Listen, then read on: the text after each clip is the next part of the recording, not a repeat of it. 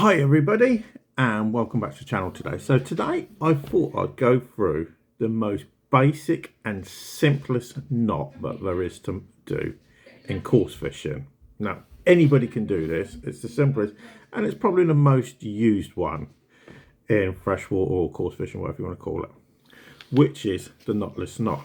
Now obviously because it's being done on video, okay, I'm having to use a slightly larger hook, well actually a way larger hook, so you can see. So I am actually using a sea fishing hook, so you can actually see the hook. Now obviously, normally when you're going to do this, you're going to use like a size 10 hook. Okay, size 8, anywhere between a size 8 and 12, size 12, depending on what type of size of fish you're going for. Okay, so we got the hook. We got some fishing line. Okay, now obviously normally if you're going to do this knot, you're probably going to be fishing for like carp, chub, barbel, any of those types of fish, where you're probably going to be putting something like a boilie on, pellet, something like that. Okay, so the first thing that you got to do at the end of the day is tie a loop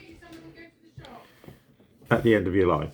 Okay, just a basic loop, doesn't have to be anything fancy, not too big. Okay, depending on how big the bait is that you want to use. So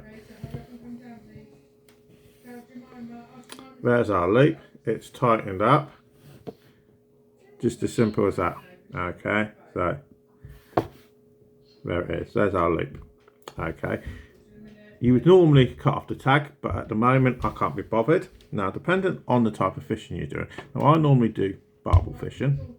Okay, now when you go for barbel fishing, that's about the length, what's that, a few feet long.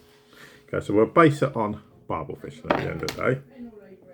Okay, I do carp fishing, but to be honest I get bored doing it because I find it too easy. Okay, so there's our hook length. Next, you thread the hook straight down the line, like that, like so. Try to without stabbing myself. Now, historically, because you would normally have like a size 8 to 10 hook, you would have the loop where it's going to be like probably something like that. Okay, and then so I'll try and do it based on how you'd normally have it. So if you're barbel fishing, you'd probably have the loop like that, because you're going to try and stop the chub picking it up. Other types of fishing, you may have it like that. It's whatever you feel comfortable with at the end of the day. Okay, so I'll do it based on barbel fishing, like so. I'll have my loop like that, and then you wrap it round. Now most people say 6 times, some people say 8 times, whatever you want, it doesn't really matter. 4, 5, 6, 7, 8. I'll do it 8 times. And then you take the other end of the line and then re-thread it through the hole that you've already threaded it through. So you're going to thread it back through like so, pull it tight,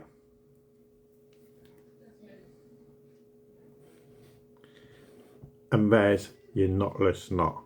Okay, and then at the other end, because obviously you're going to have probably something like a swivel or a clip at the other end where probably your lead is, just tie a loop in there. Okay, because most coarse fishermen say don't do knots, it puts weak points in your line and everything, or in your rig. Okay, so do another loop at this end,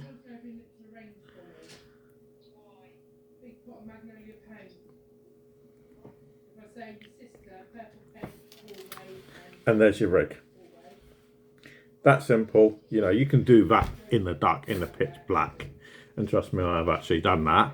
Okay, so there's your basic rig. I hope that helps everybody out. Okay, so obviously, for now, thanks for watching. If there's any other knots you want to learn, just drop us a comment down below. But for now, thanks for watching, and we'll speak to you again a bit later.